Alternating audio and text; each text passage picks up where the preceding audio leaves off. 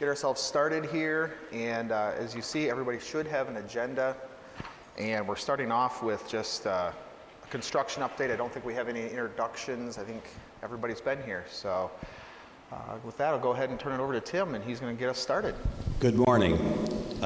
Just a quick, brief update.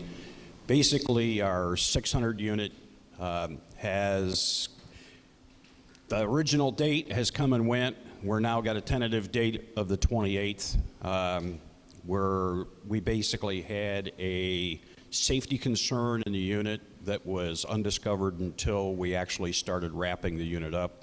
We could not open the unit with that situation, so we went ahead and made the decision to upgrade and repair that issue and make it a safe unit. At this point, they have just about completed all that work, so we're feeling pretty good about it. There'll be more communication coming out in regards to that, and we are diligently working through all the issues to make sure that it is a safe unit when we open it up. The DDC controls, we're about a quarter of the way into all the changes that have to go with strictly the digital control for temperature in the building. There's going to be a lot more work, be more evident. They've been working basically on the third floor and on the roof in the penthouse air houses, trying to get all that work. There are still continuing issues where they're working through the old system, removing it and installing the new, and then bringing the new stuff, the new items online. We have not gotten all the bugs worked out, so there's going to be some bugs that we have to work through in regards to getting the new controls to operate with the old systems. But for the most part, it's been pretty seamless. And they've been doing a pretty good job on staying on top and keeping us informed as to where they're at. The other piece of that project is a ductwork project. That project is a little more intense. It basically removes all these vents throughout the whole building and replaces them with new types of digital control devices that we can actually control airflow and temperature coming into the room. So that project is really just getting started. They're about maybe an eighth of the way into the project, so there's going to be a lot more of that work taking place as we move forward. The other part is the boiler replacement. We actually have a meeting tomorrow reviewing the design development drawings, which as soon as those are approved, they will go to construction docs, go out for permitting, and our anticipated move in regards to that is to have it go out to bid in December for actual demo and construction work to start in February. Yes, we'll start tearing boilers out in February. We have 4, we only need 2 to operate, so it will not affect our heating through the spring. With that will also affect domestic hot water. So that whole process will be timed and be operational through the summer and into actually January of 2021. So that's the boiler project. Window project, which is our building envelope. We actually have a review session with the contractor tomorrow also to get timelines so that with the work going into 200 starting, we will be able to get windows installed in that while the contractor is there. We won't have to go in and do windows in operating units. We're hoping to schedule all of that. Really just depends on when the contractor and when the vendor can provide us with all of the component parts we need to go through that piece. That's part of the scheduling meeting for also tomorrow. Patient visitation, that's gone through a couple of episodes of bidding and rebidding. We are now going back out to bid for the 3rd time with that. Part of the issue is it's such a small building, the costs have come in a lot higher. We're actually modifying the budget so that we can get this unit in place and get it as quickly as we can. I anticipate sometime breaking ground, maybe March. At this point, we're not going to push it to break ground in cold weather. It just doesn't make it advantageous and adds more cost. The last piece that I have is our penetration and life safety project. That's basically going through and wrapping up the life safety issues that are in the building and making some adjustments to the building to meet the new life safety plan that we had to have for Joint Commission. With the revision of the building and all the modifications and construction we're doing required us to make some changes. So as a part of that piece, we are going through and actually going to alter some doorways, reinstall some new doors, replace some doors. There will also be some changes to exit signing, but all of that falls in line with the new life safety plan that we had put together, and that project will roll out probably within a month, month and a half. Okay, That's thanks, good. Tim. So as you can hear, there's a lot of activity taking place. Visitation apparently, obviously has been delayed multiple times as we've had to go back to rebid. But that's the only project out of the 12 that we have currently funded. That's the only one that's giving us a real run for our money. In addition, we have submitted a 6-year capital plan. Right now, it's a little over $20 million in addition to what we've already put forward. So we're making a long-term investment in the facilities. We're not going away. The hospital's not going to disappear or anything like that. But we are trying to bring this building up to standard and then beyond.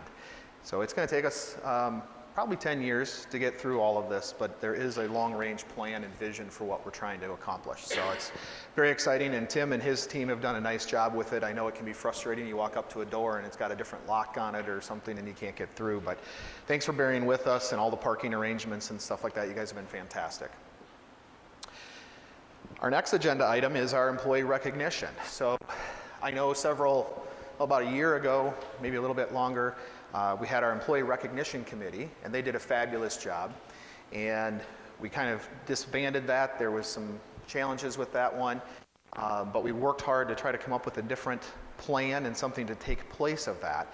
And spearheading that have been our various HR individuals, both from the central office, excuse me, I'm used to being in the public or private world, from our central office, and then Michelle Papson has also been working diligently on that over the last year and a half or so.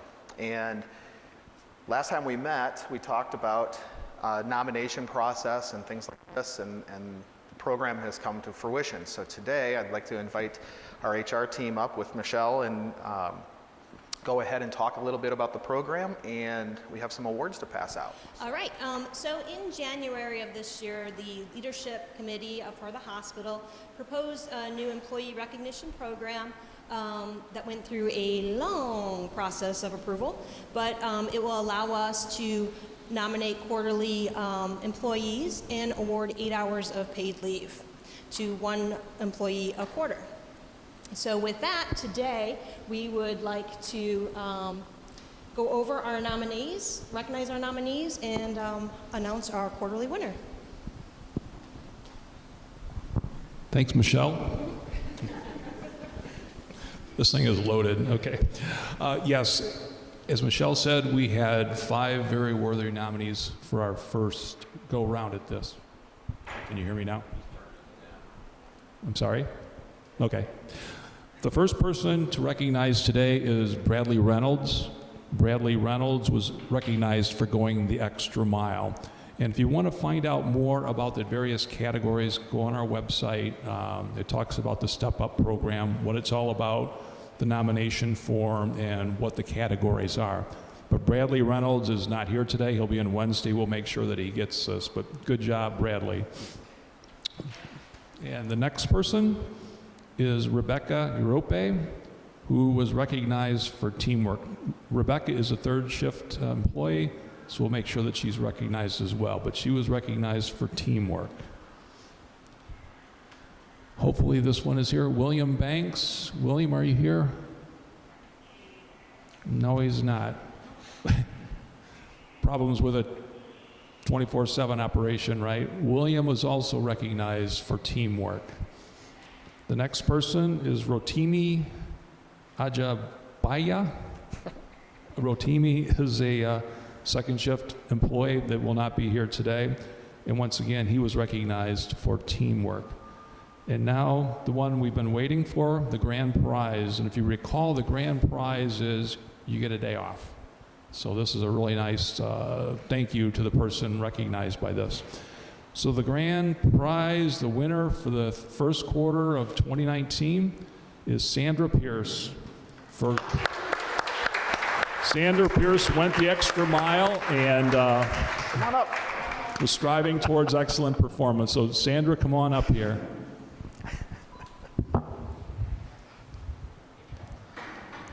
Congratulations. Thank you. There you are. What's it for? For Going next. extra mile. Thank you, everybody. Like I said, there's more information. There's information on Step Up on our website. It talks about what the categories are, what you have to do to nominate somebody, and the process for getting your nomination in. So if you see one of your coworkers going the extra mile, exhibiting great teamwork, please put it in the hat, and then the leadership committee will assess them and make a determination at the end of the second quarter. As we move from some employee recognition and the hard work that you guys are doing, we also want to talk and move forward on letting you or making you aware of what's going on from a quality and a safety perspective. And so I'm going to ask Darlene Mitchell-Silak to step up and just give us a brief update. We had asked Brian Bollinger to assist in this presentation, but Brian decided it was more important to be in the Netherlands today. And I couldn't couldn't convince him to call in, nor could I convince him to cut his vacation short and come back. So it's just Darlene today. So with that, I'll turn it over to Darlene. I had a lovely PowerPoint presentation, but you're going to miss that, so darn the luck. But I wanted to go over some things. Been talking with Chief Rose and Brian, and we've been talking about the safety of the facility, things like incident reports, assaults, restraint use, seclusion use, things like that. So we've been talking about those things in our Med Staff Quality Committee also, and looking at trends and observations. And so I put together some numbers from 2018 to 2019, and I wanted to share some of that information with you. So first, regarding overall incidents, we've had a significant decrease in the number of overall incidents. We had a high of over 100 a month in 2017. We had a high of in the 80s in 2018. And in 2019, our highest month was 61. We average now in the low 30s per month. So there's been a significant decline. Next, I had code violates. Again, there's been a significant decrease from 2018 to 2019 in the number of code violates. We had a high of 28 in April of 2018, and our highest in 2019 so far has been 11, and that was in July. We're averaging about 7 per month in 2019, where we averaged about 13 per month in 2018. So again, the number of code violates has gone down significantly. Another thing we looked at was restraint. And again, we've been on a downward trend of using restraint. And that's been since 2017, actually. We have had a small upward spike recently in the past couple of months, but we're still below the state average as far as restraint use in the facility. A-team versus restraint. Again, our A-team use has been on the decline since 2017. We did have had a small upward spike recently in using the A-team, which is a good thing. But an interesting thing that I found was that as A-team use goes up, restraint numbers go down.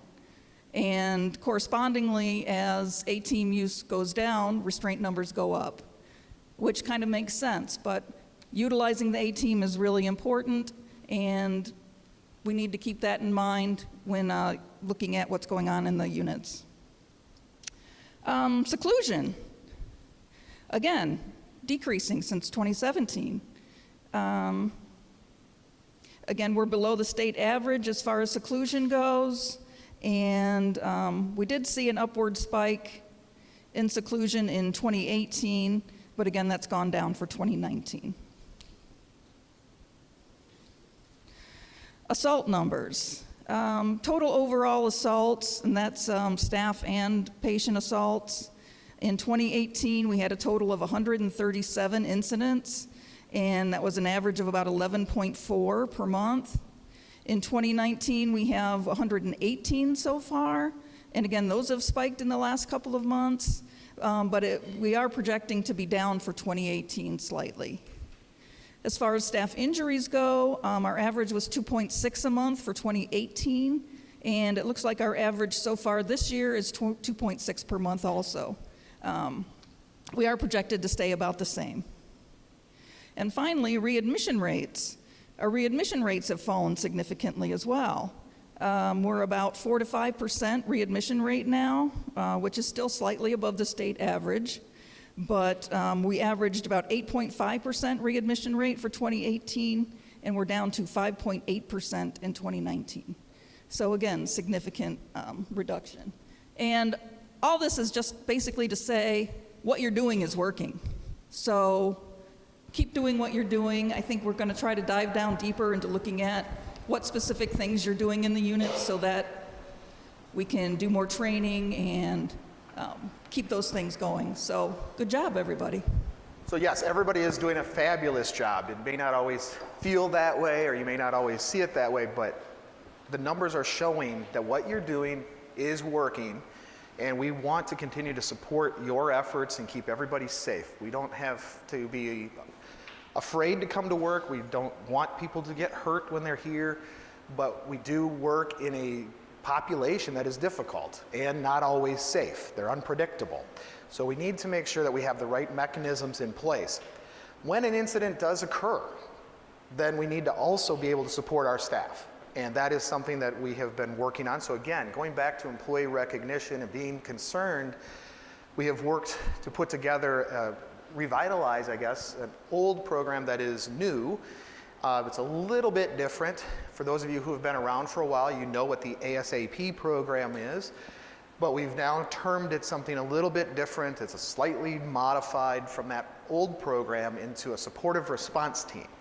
So the SRT program has been spearheaded by Dr. Hinojosa, and so we'd like to have her come up and just talk for a few minutes about the SRT, share some information, and talk maybe a little bit about your adventures over in North Coast, and then I have a little bit of update. If she doesn't touch on it, I'm going to, for where the future of SRT is kind of headed, not just for us, but as a system. So with that, I'll pass it over to Dr. Hinojosa. Thanks, Brett, for the nice introduction. And as he mentioned, the SRT team stands for the Supportive Response Team. And I do want to clarify that I did not spearhead it. Michelle Popson did. I want to give credit where credit is due. She has done a phenomenal job in getting us back on track and organizing just a whole bunch of events and coordinating things that have finally culminated in us having a supportive response team here at NOPH. What we know about trauma, all kinds of trauma, is that it continues to affect the individual long after the trauma is past. We know that about our patients. We know that about communities. We know that very much with the Trauma-Informed Care initiative across the state. And one of the things that happens when we have staff members who are injured and there is not a successful resolution for that employee, kind of working through the aftermath of trauma, that many of them will often leave their position because it keeps kind of growing. It becomes a really, really big thing. I kind of liken it to years ago, I was in a car accident where I kind of hit from behind by a truck, and for months afterwards, every time I came to a stop sign, I would look behind me to make sure there was no truck, because that's what happens when you're exposed to to trauma. You kind of keep doing that type of thing until you resolve it. So we were interested in really trying to mitigate the impact of trauma within our employee community. And we have a team now, and the coordinator of the team is Jessica Sutton. I don't see her here. And she's done a great job. She is actually your contact person. One of the things we are really focusing on is trying to improve morale and retention. And basically, there's a training which most of you are probably well versed in. It's called psychological first aid training, and you go over things like stress management, coping, communication skills, that type of thing. I think we have about 15 to 19 volunteers at this point. Several of whom are physicians, which I was really, really delighted about. And basically, when a referral is received, if someone is either psychologically or physically traumatized, a referral can be made, and you make it directly to Jessica Sutton, or you can go through the nurse's office if you need to. And what happens is one of the team will follow up. And the team focuses on communicating and really trying to establish that the confusing feelings following trauma, confusing feelings of isolation, depression, those types of things tend to emerge when you are a victim of trauma. And another thing that occurs is it brings up past trauma that may have occurred in your life, feelings of loss, feelings of alienation, those types of things. It's well documented in the trauma literature. Recently, I was asked to go to North Coast. They had a Sentinel event there where both employees and patients were exposed to a very traumatic incident involving a completed suicide. And it really shook up the individuals involved, and it really shook up the patients. And Dr. Edwards and I spent 2 days there in the process of speaking to staff, speaking to patients, letting them know what type of things maybe they to expect, that kind of PTSD type things. You might think about it a lot for a while. You may have dreams about it. You may have feelings of remorse, or like you could have done something more, done something differently. We talked about the kind of the way that this occurs across. It doesn't matter if you're a patient. It doesn't matter if you're a staff. When you're exposed to trauma, you're going to have some type of reaction. We were able to speak to quite a few people and really connect with them about this. And in terms of the future, Brett, I'm not exactly sure what that means, but I'm sure it includes some kind of work, right? It does. For me. So, based on the excellent work that Dr. Hinojosa and Dr. Edwards and Michelle, I forgot to mention her, have done, and especially over at North Coast, we have been asked to spearhead a team that is going to take this to a statewide level. And we're going to create 2 regions, a North region and a South region, so that we have SRT teams that will respond to the various hospitals should the need arise. And it will be pre-organized. What happened in this particular situation, while we are organized to respond within our walls, we were not very well organized to respond outside our walls. And so we quickly gathered our resources and were able to make that work. But we want to be a little bit better planned for that should it arise.